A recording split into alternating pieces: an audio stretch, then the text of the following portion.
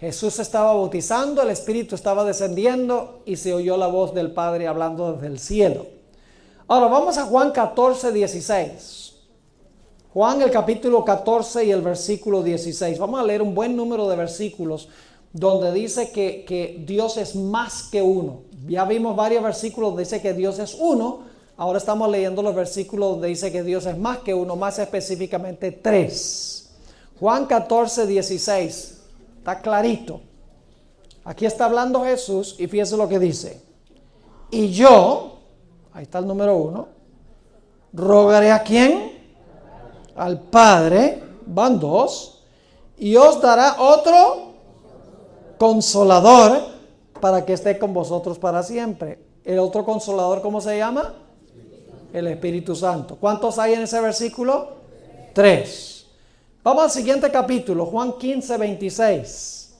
Juan 15 y el versículo 26. Nuevamente la misma idea. Dice, pero cuando venga el Consolador, a quien yo, ahí está uno, yo enviaré ¿de quién? Del Padre, van 2. El Espíritu de verdad, van ¿cuántos?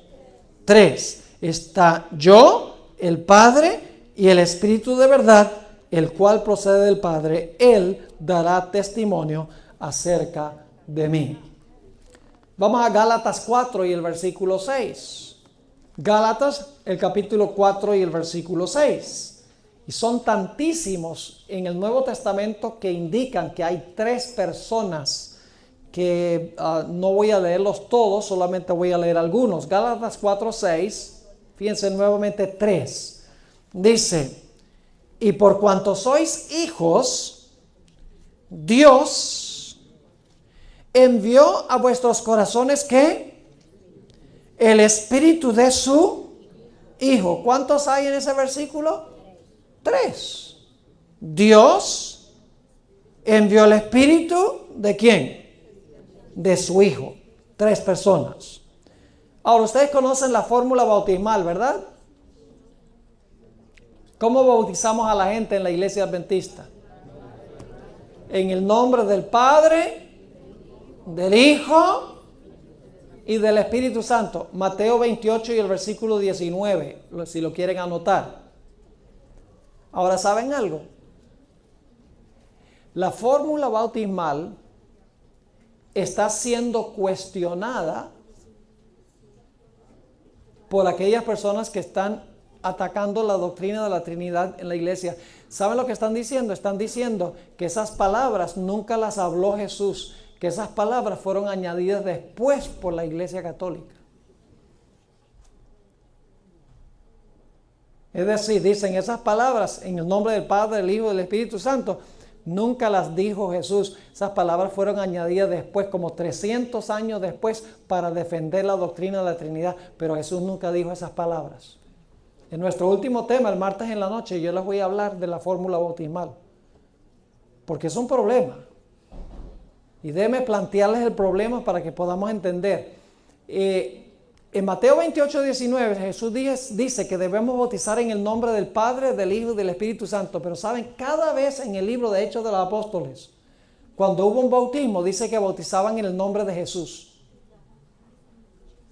Entonces, ¿cómo reconciliamos ese problema de que la fórmula bautismal dice en el nombre del Padre, el Hijo y el Espíritu Santo, mientras que todos los otros bautismos en Hechos dice que se bautizaron en el nombre de Jesús? ¿Cómo resolvemos ese problema? Porque la idea que están presentando estas personas es que en Hechos de los Apóstoles todos los bautismos se hicieron en el nombre de Jesús, así que la fórmula bautismal no puede ser auténtica porque contradice la idea que se encuentra en el libro de Hechos de los Apóstoles. Ahora nosotros vamos a hablar de eso y va a ser un tema fascinante. Vamos a encontrar que los que arguyen de esta forma ignoran un punto supremamente importante, el cual voy a compartir con ustedes. Ahora, noten lo que dice 2 Corintios 13, 14. Todavía estamos diciendo que hay varias personas en Dios. 2 Corintios 13 y el versículo 14. Clarito nuevamente.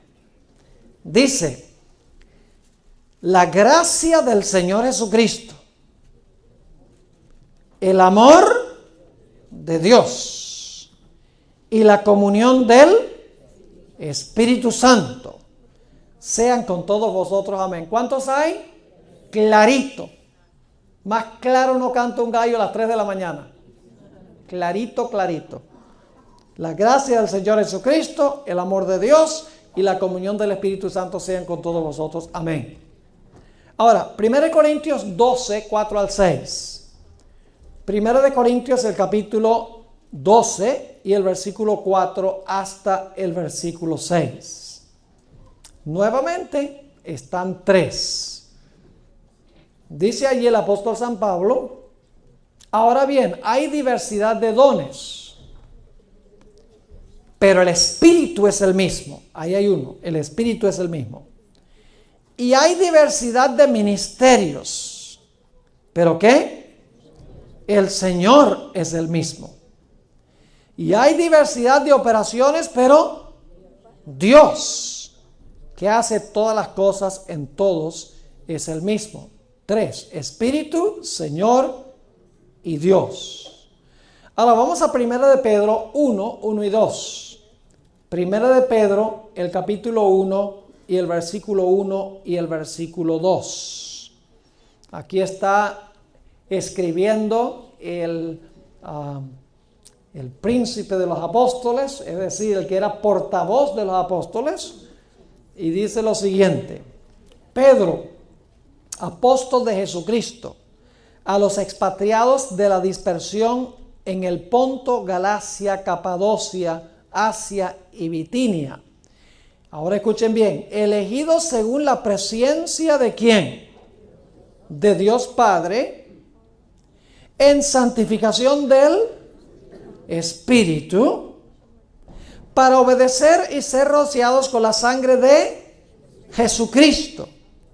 Gracia y paz os sean multiplicados. ¿Cuántos tenemos allí?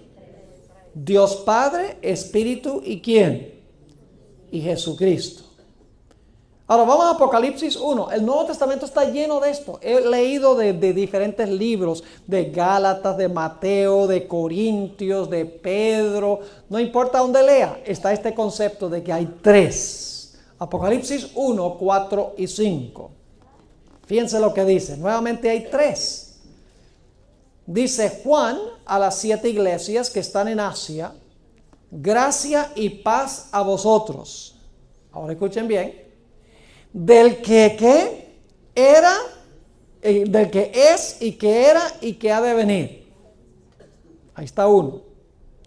Y de los 7 espíritus.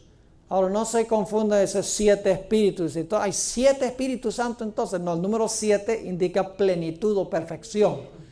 De eso vamos a hablar mañana en nuestro tema. Mañana vamos a hablar ¿recuerdan el carruaje de Ezequiel, el capítulo 1, donde están los 4 seres vivientes llenos de ojos, con 4 alas y una rueda dentro de una rueda y relámpagos que salen del trono? Mañana vamos a interpretar ese capítulo 1 de Ezequiel.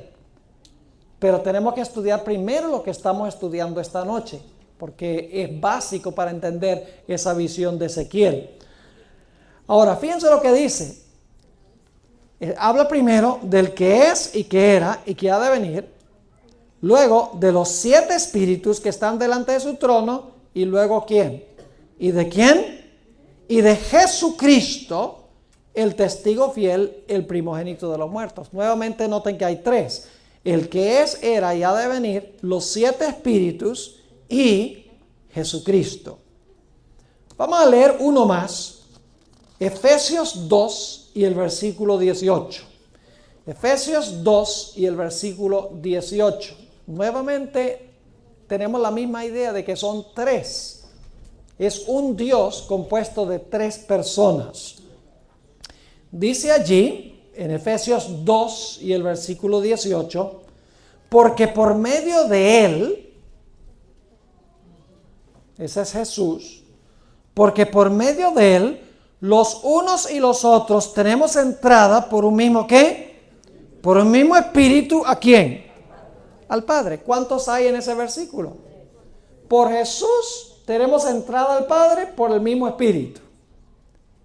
Es decir que claramente, según la Biblia, Hay textos que dicen que Dios es uno y hay textos que dicen que Dios es más que uno, más específicamente que Dios se compone de 3 personas. Ahora, claro, la pregunta clave con que comenzamos nuestro estudio es: ¿cómo es posible que 3 sea igual a 1? ¿Cómo es posible que Dios es uno, pero compuesto de 3 personas? Créanme que no es tan complicado como la gente cree. Es facilito, sencillo de entender.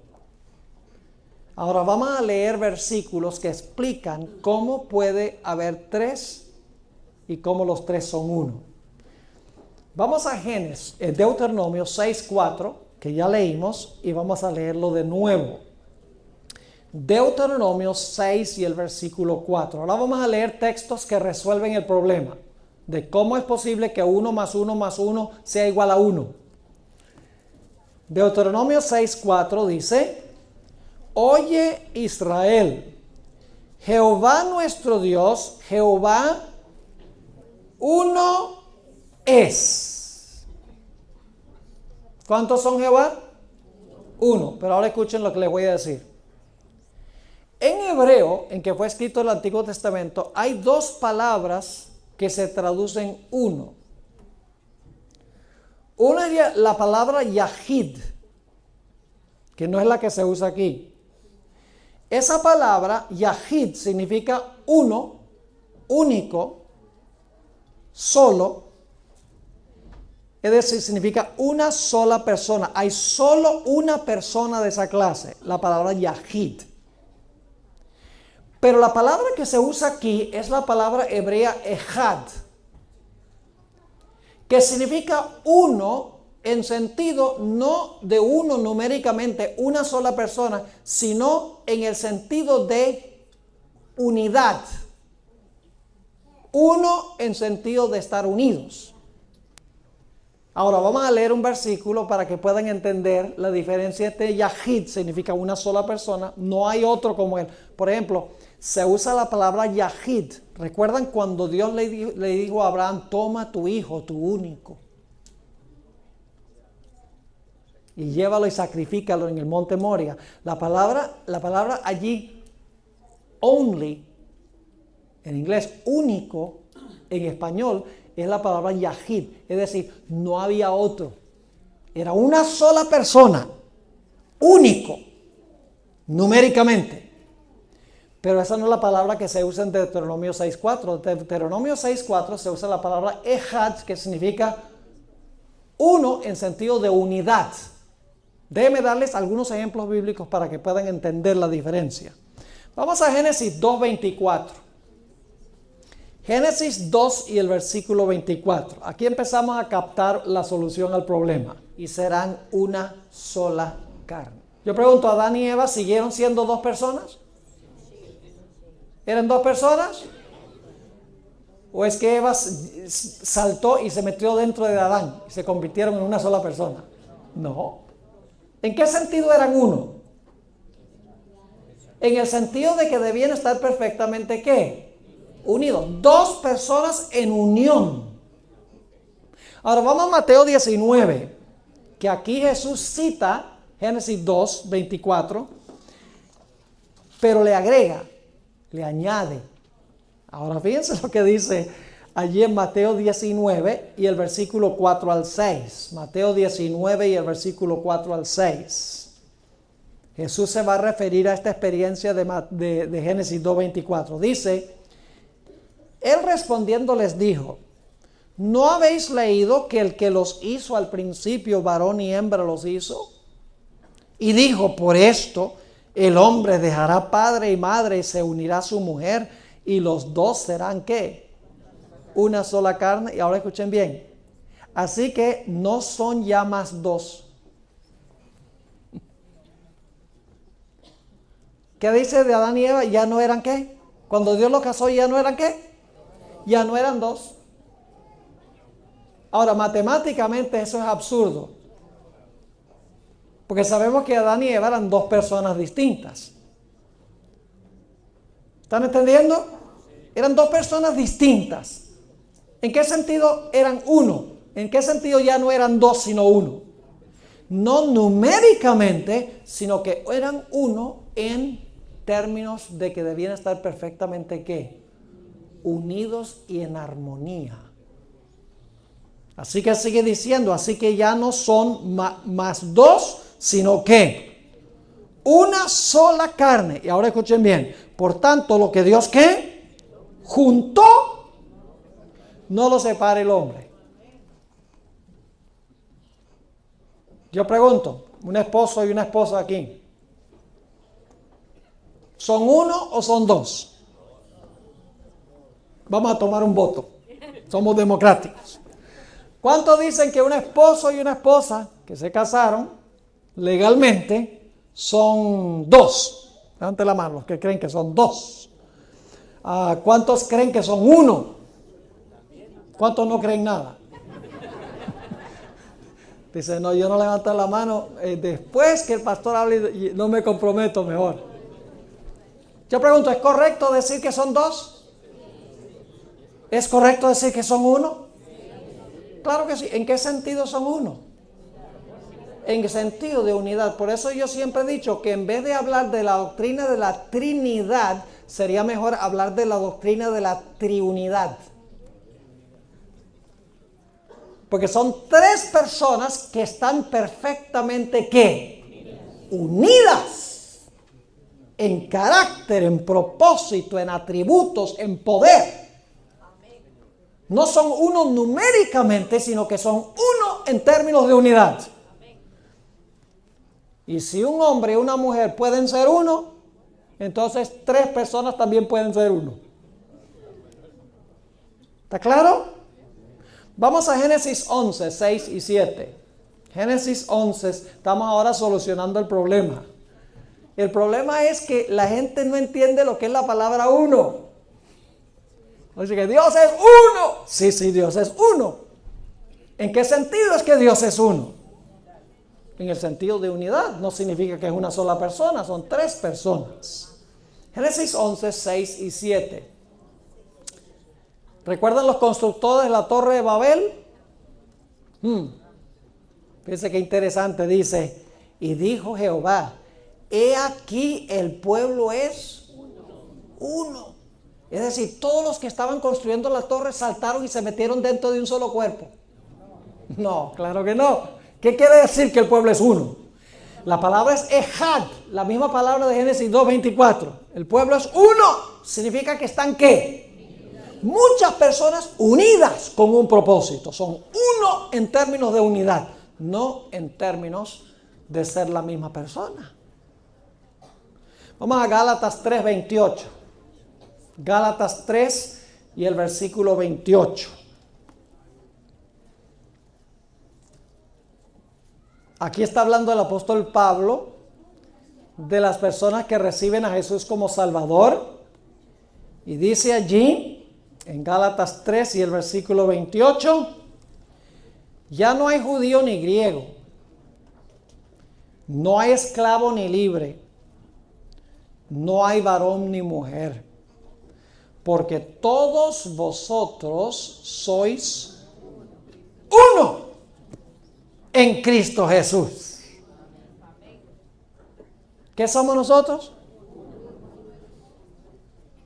Debe ser entonces que yo me estoy quedando ciego aquí, pero hay montones de gente llevo yo afuera. Pero aquí dice que ¿qué? Aquí dice, ¿sois qué? Uno en Cristo Jesús. ¿Es posible que 100 personas sean uno? ¿Es posible que 1000 personas sean uno? Claro que sí. Y usted dice, eso es absurdo. 1000 nunca es igual a uno. En las cosas de Dios sí. Si estamos en perfecta ¿qué? En perfecta unidad. Vamos a Juan 17. Este es el ejemplo más poderoso de todos. Juan, el capítulo 17 y el versículo 10 y 11, y luego vamos a leer los versículos 21 y 22. Juan 17, búsquenlo, que es un pasaje muy importante. Juan 17 y el versículo 10 y 11. Aquí está hablando Dios en cuanto a su Padre. Y dice, y todo lo mío es tuyo. Y lo tuyo, mío. Nosotros somos muy diferentes. Decimos, lo tuyo es mío y lo mío es mío. Pero con Dios hay esa unidad. Esa mutualidad donde ninguno le interesa lo suyo. Es dar. Así que dice, todo lo mío es tuyo y lo tuyo mío. Y he sido glorificado en ellos. Y ya no estoy en el mundo, mas estos están en el mundo y yo voy a ti. Padre Santo, a los que me has dado, escuchen bien, a los que me has dado, guárdalos en tu nombre para que sean ¿qué? Uno. Así como nosotros. ¿Captaron el punto? Yo pregunto, ¿es posible que 12 sea igual a 1? Jesús estaba orando por sus discípulos. Padre, yo quiero que estos 12 sean uno, como tú y yo somos uno. Entonces yo pregunto, ¿en qué sentido son Jesús y su Padre uno? En el mismo sentido que los 12 apóstoles que debían ser uno. No es una persona, sino que son varias personas en unidad. ¿Es posible que haya un solo Dios verdadero compuesto de 3 personas? Si definimos la palabra uno teológicamente, claro que sí. Ahora noten lo que dice los versículos 20 y 21. Mas no ruego solamente por esto, sino también por los que han de creer en mí por la palabra de ellos, para que todos sean ¿qué? Ahora no solamente está orando por los 12, sino por todos los que van a creer en el mensaje de los apóstoles. Dice, que ellos sean ¿qué? Uno. Ahora escuchen bien. Como tú, oh Padre, ¿qué cosa? En mí. Y yo en ti. ¿El Padre está en Jesús? ¿Jesús está en el Padre? ¿Usted cree que el Padre personalmente vive dentro de Jesús? ¿O Jesús está dentro de su Padre? No. ¿Qué quiere decir eso? Yo en el Padre y el Padre en mí. Está hablando de que son 2 personas, pero tienen una relación mutua, íntima. No es que el Padre vive dentro de Jesús, ni Jesús vive dentro de su Padre, sino que está hablando de que tienen todo en común. Así que dice, para que todos sean uno como tú, oh Padre, en mí y yo en ti, que también ellos sean ¿qué? Uno en nosotros, para que el mundo crea que tú me enviaste. Y ya leímos Juan 14, 10 y 11, donde dice, ¿no crees que yo soy en el Padre y el Padre en mí? ¿Son la misma persona? ¿Son la misma persona? No. Nada más porque dice el Padre en mí y yo en el Padre, no significa que es una sola persona. Entonces, ¿qué sucede cuando el apóstol Pablo dice, ya no vivo yo, mas Cristo vive en mí? ¿Hay 2 personas? ¿Yo y Cristo? Claro que sí. Ahora, noten lo que dice Juan 14, 20. Juan 14 y el versículo 20.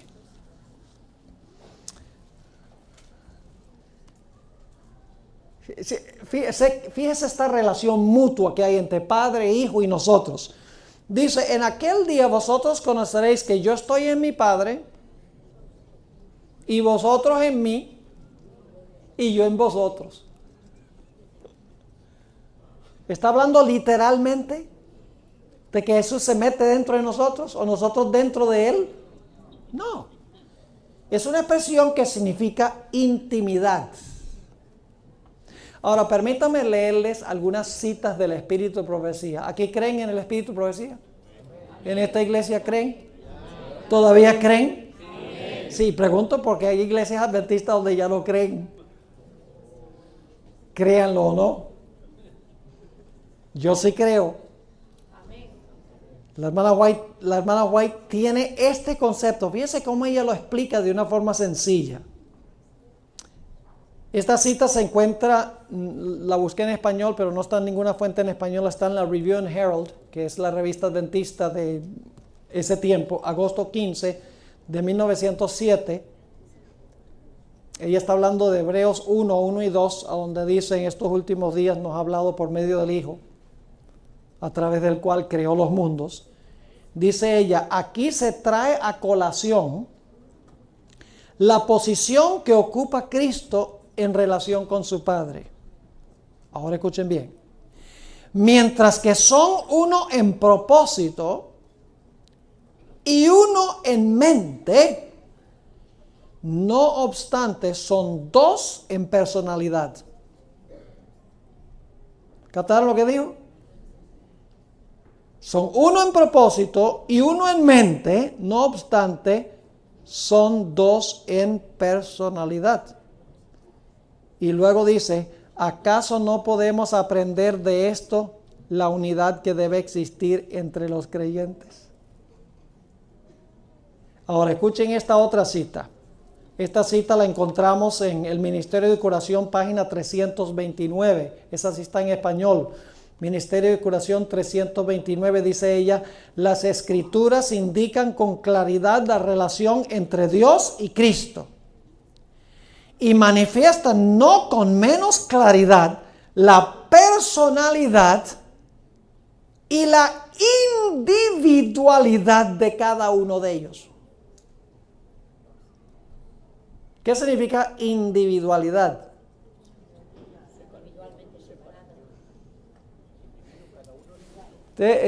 Son matrimonios, ¿verdad que sí? Cada uno tiene su propia individualidad, su propia personalidad. Claro que sí. Yo veo dos personas, al menos que esté viendo doble. Dice ella que la Biblia no con menos claridad habla de la personalidad y la individualidad de cada uno de ellos. Y luego dice, la personalidad del Padre y del Hijo, como también la unidad que existe entre ambos. Fíjese, la personalidad del Padre y del Hijo, como también la unidad que existe entre ambos, aparecen en el capítulo 17 de Juan, en la oración de Cristo por sus discípulos. Y luego entonces ella cita Juan 17, los versículos que acabamos de leer. Y luego dice, la unidad que existe entre Cristo y sus discípulos no destruye la personalidad de uno ni de otros. Repito nuevamente, la unidad que existe entre Cristo y sus discípulos no destruye la personalidad de uno ni de otros. Es decir, nada más porque hay unidad entre Cristo y su pueblo, no significa que su pueblo deja de tener su propia individualidad y su propia personalidad. Sigue diciendo, son uno en propósito, en espíritu, en carácter, pero no en persona. Así es como Dios y Cristo son uno. ¿Es bíblico lo que dice la hermana White? Lo entendió muy, muy bien. Aquí hay otra cita. Y estas son las citas que a esta gente en la iglesia no le gusta leer. ¿Y saben lo que les va a decir? Lo que les van a decir es que estas citas que hoy les voy a leer sobre la Trinidad, en el Espíritu de Profecía, ellos dicen, no, lo que pasa es que eso, la hermana White no escribió eso. Eso fue adulterado por el Centro White. ¿Y saben lo que sucedió? Como había tantas acusaciones de que los fideicomisarios de los escritos de la hermana White, que le cambiaron y le añadieron y eso, que finalmente decidieron, y ustedes pueden conseguir esto en el internet, decidieron sacar en el internet fotocopias de los manuscritos de la hermana White, escritos con su propia letra, donde aparecen estas citas, para mostrar que en los libros están los originales como ella los escribió. Y yo les puedo dar el website para que ustedes vayan y vean. Ahí están las páginas a manuscrito de Elena G. de White. Y he visto personalmente algunas de ellas en el Centro White. Así que esa idea de que el Centro White le ha añadido, le ha quitado y ha reformado sus escritos es completamente falso. Lo que voy a leer es exactamente como ella lo escribió. Voy a leerles unas pocas citas.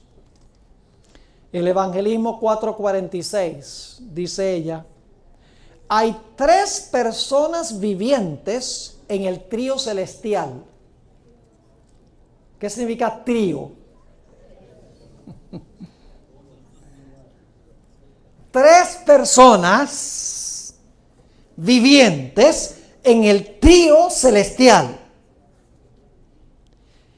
Y luego dice, en el nombre de estos 3 grandes poderes, el Padre, el Hijo y el Espíritu Santo, son bautizados los que reciben a Cristo mediante la fe, y esos poderes colaboran con los súbditos obedientes del cielo en sus esfuerzos por vivir la nueva vida en Cristo. Son las expresiones que usa. 3 personas, trío celestial, y luego menciona Padre, Hijo y Espíritu Santo. Evangelismo, página 447, dice ella, necesitamos, en cuanto al Espíritu Santo, necesitamos comprender que el Espíritu Santo, que es una persona, así como Dios es persona. ¿Qué es el Espíritu Santo? ¿Y saben lo que hace esta gente? Usa selectivamente a la hermana White. Usan cita de la hermana White donde la hermana White dice que va a haber nueva luz. Y usan cita de la hermana White donde ella dice que en el proceso de transmitir la Biblia de una generación a otra, algunos copistas le añadieron algunas cosas queriendo aclarar, y lo que hicieron fue confundir. La hermana White tiene una cita donde dice eso. Entonces dicen, la fórmula bautismal fue unos lugares donde le añadieron. Pero entonces cuando uno encuentra citas de la hermana White, porque yo les voy a leer algunas el martes en la noche, donde la hermana White dice que Jesús le dijo a sus discípulos que bautizaran en el nombre del Padre, del Hijo y del Espíritu Santo, que Jesús dijo esas palabras, entonces ellos no citan esas citas de la hermana White. Hacen un uso selectivo del espíritu de profecía. Las citas que les convienen las usan, y las que no les convienen, claro, las ignoran y no las usan. Nota lo que dice en el libro El Evangelismo, página 448. Dice, el príncipe del poder del mal puede ser mantenido en jaque únicamente por el poder de Dios en la tercera persona de la divinidad, el Espíritu Santo. ¿Qué es el Espíritu Santo? ¿Una tercera qué? Es una tercera persona en la divinidad. Así que podemos concluir nuestro primer estudio en esta noche llegando a algunas conclusiones. Conclusión número 1, el Padre, Hijo y el Espíritu Santo todos son uno. ¿Numéricamente o en términos de unidad? En términos de unidad. Cada uno tiene su propia personalidad y su propia individualidad. Es decir, 3 es igual a 1, teológicamente. El coro de las Escrituras. El testimonio inequívoco de 3 personas divinas. En nuestra reflexión anterior, culminamos con la vívida imagen del bautismo de nuestro Señor, una escena que es quizás el retrato más claro y concentrado de la deidad en acción. Allí vimos al Hijo, sumiso y obediente en las aguas del Jordán. Vimos al Espíritu Santo, descendiendo en forma visible para ungir al Hijo para su ministerio. Y escuchamos la voz del Padre desde el cielo, expresando su amor y complacencia. Este evento no es una anomalía, sino una ventana que nos permite ver una realidad que resuena a lo largo de todo el Nuevo Testamento. La revelación de un solo Dios en 3 personas no es una invención tardía, sino un testimonio tejido en la misma tela de la revelación apostólica. Consideremos las palabras de despedida de Jesús a sus discípulos en el aposento alto. En Juan 14, versículo 16, Jesús les hace una promesa de un valor incalculable, y yo rogaré al Padre, y os dará otro Consolador, para que esté con vosotros para siempre. Analicemos con detenimiento la dinámica de esta promesa. Hay 3 actores distintos y personales. Primero, está Jesús, el yo que ruega. Él es el intercesor. Segundo, está el Padre, a quien se dirige la oración. Él es quien otorga el don. Tercero, está el otro Consolador, el Espíritu Santo, que es el don prometido. Jesús lo llama otro, lo que implica que es distinto del mismo, pero de la misma naturaleza, capaz de llenar el vacío que su partida dejaría. Esta simple promesa nos presenta a tres personas divinas trabajando en perfecta cooperación por el bien de la humanidad. Esta comprensión trinitaria no se limita a los evangelios. Se convierte en el latido del corazón de la Iglesia apostólica. Miren cómo el apóstol Pablo concluye su segunda carta a los Corintios. En el capítulo 13, versículo 14, nos deja una de las bendiciones más hermosas y teológicamente ricas de toda la Escritura: la gracia del Señor Jesucristo, el amor de Dios y la comunión del Espíritu Santo sean con todos vosotros. Amén. Esto no es simplemente una fórmula de cierre elegante. Es una declaración de fe. Pablo coloca a las tres personas en un plano de absoluta igualdad, atribuyendo a cada una bendición específica pero interconectada. La gracia fluye del Hijo, el amor tiene su fuente en el Padre, y la comunión es la obra del Espíritu. Esta tríada no es casual. Refleja la realidad de Dios tal como la entendía y experimentaba la Iglesia primitiva. Este patrón se repite una y otra vez. El apóstol Pedro comienza su primera carta dirigiéndose a los creyentes elegidos según la presciencia de Dios Padre en santificación del Espíritu, para obedecer y ser rociados con la sangre de Jesucristo. Primera de Pedro 1:2. Nuevamente, el plan de salvación se despliega como una obra conjunta de las tres personas de la deidad. El Padre elige en su conocimiento anticipado, el Espíritu realiza la obra de santificación en el creyente, y el Hijo provee la redención a través de su sangre. No se puede entender la salvación sin ver la obra armoniosa del Padre, del Hijo y del Espíritu Santo. Incluso en el libro de Apocalipsis, Juan saluda a las iglesias de una manera similar: gracia y paz a vosotros, del que es y que era y que ha de venir, y de los 7 espíritus que están delante de su trono, y de Jesucristo el testigo fiel. Apocalipsis 1:4-5. Aquí se nos presenta al Padre Eterno, el que es y que era y que ha de venir, a Jesucristo con sus títulos redentores, y al Espíritu Santo, descrito como los 7 espíritus. Este número 7 no debe confundirnos pensando que hay 7 espíritus santos.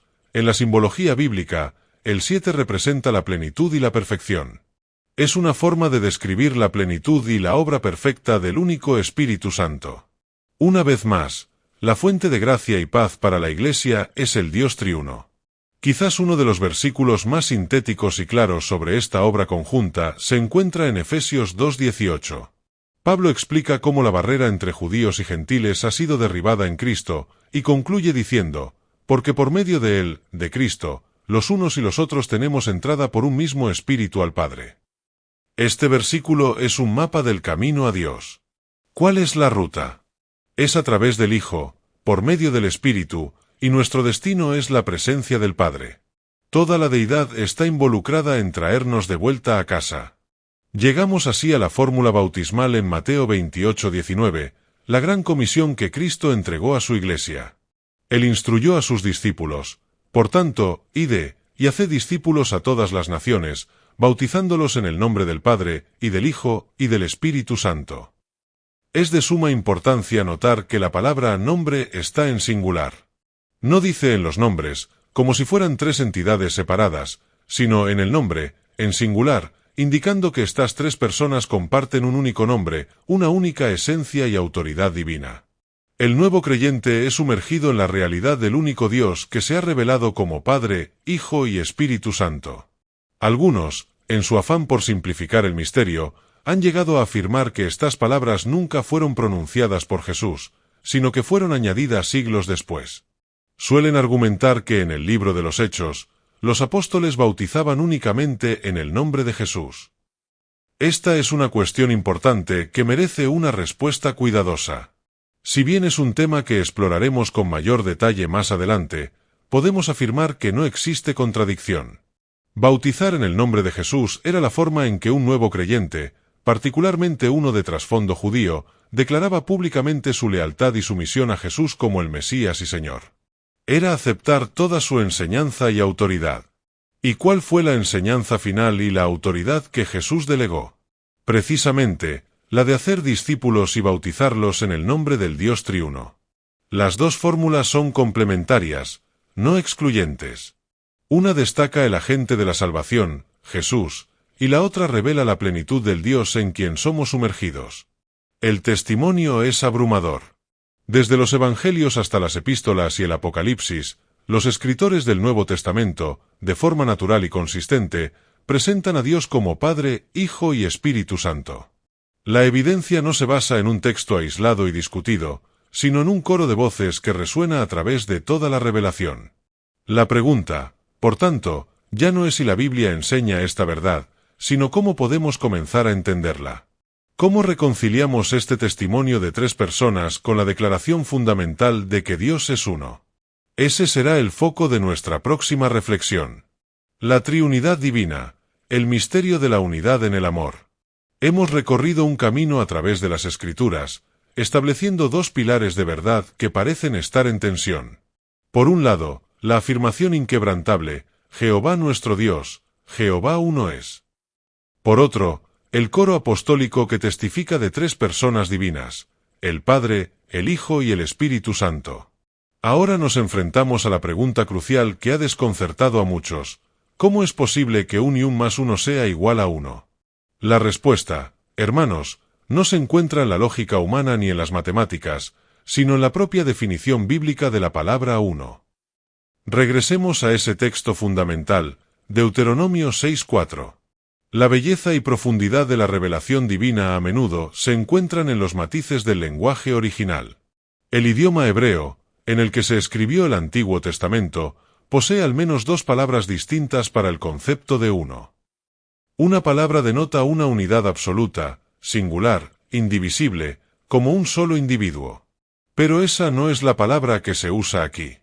La palabra empleada para uno en Jehová uno es una que significa una unidad compuesta, una unidad formada por varias partes que se integran en un todo. Es una palabra que denota unidad, no singularidad numérica. Para que esto no parezca una simple sutileza lingüística, la propia Biblia nos da ejemplos claros de cómo se usa esta palabra. Vayamos a Génesis 2:24, la institución del matrimonio. Por tanto, dejará el hombre a su padre y a su madre, y se unirá a su mujer, y serán una sola carne. Aquí se usa exactamente el mismo concepto de uno. Yo pregunto, ¿cuando un hombre y una mujer se unen en matrimonio, se funden físicamente en una sola persona? Por supuesto que no. Siguen siendo dos individuos distintos, con sus propias personalidades, mentes y voluntades. ¿En qué sentido, entonces, son uno? Son uno en propósito, en pacto, en espíritu, en amor, en misión. Es una unidad de relación, no una fusión de personas. Jesús mismo, al citar este pasaje en Mateo 19, añade: así que no son ya más dos, sino una sola carne. Matemáticamente es un absurdo, pero teológicamente es una verdad profunda. Si entendemos que dos personas pueden ser uno en este sentido, hemos dado el primer paso para entender la unidad de Dios. Este concepto se extiende a grupos más grandes. En Génesis 11, al observar a los constructores de la Torre de Babel, Dios dice: «He aquí el pueblo es uno». ¿Significaba que miles de personas se habían convertido en un solo individuo? No, significaba que estaban perfectamente unidas en un solo propósito y un solo lenguaje. Eran una unidad de acción.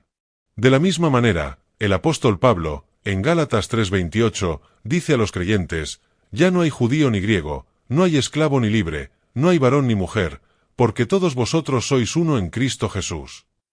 ¿Somos nosotros, aquí reunidos, literalmente una sola persona? Evidentemente no.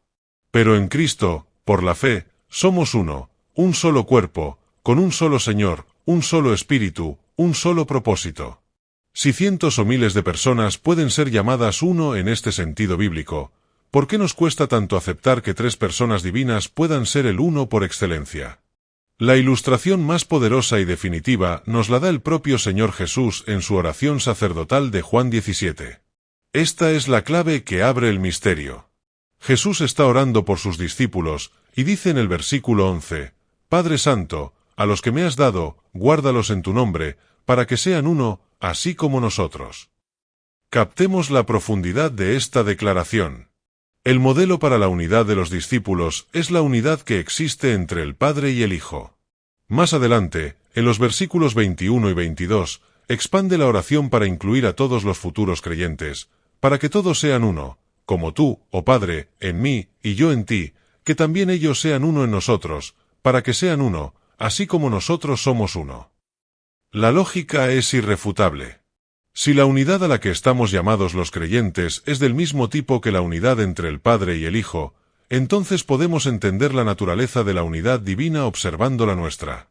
Cuando nos unimos en Cristo, ¿perdemos nuestra personalidad, nuestra individualidad? De ninguna manera. Nuestra unidad no destruye la persona, la perfecciona en amor y propósito. Por lo tanto, si este es el modelo, la unidad entre el Padre y el Hijo tampoco destruye sus personalidades. Son dos personas distintas, pero tan perfectamente unidas en amor, en mente, en carácter y en voluntad, que son un solo Dios. Su unidad es la unidad perfecta de la que toda otra unidad es solo un pálido reflejo. Por eso, a veces el término Trinidad puede ser malentendido, como si fuera una suma. Quizás un término más descriptivo sería hablar de la triunidad de Dios, enfatizando que son tres personas en perfecta unidad. Las Escrituras indican con claridad la relación entre el Padre y el Hijo, y manifiestan no con menos claridad la personalidad y la individualidad de cada uno.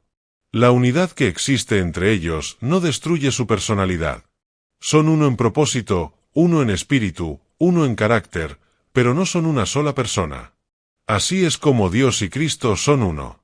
Hermanos y hermanas, esta verdad es la cumbre de la revelación bíblica. Nos presenta a un Dios que no es una mónada solitaria, sino una comunión eterna de amor. Hay tres personas vivientes en el trío celestial. El Espíritu Santo no es una fuerza, es una persona, así como Dios es persona, es la tercera persona de la divinidad. El Padre, el Hijo y el Espíritu Santo son uno en términos de unidad, no numéricamente.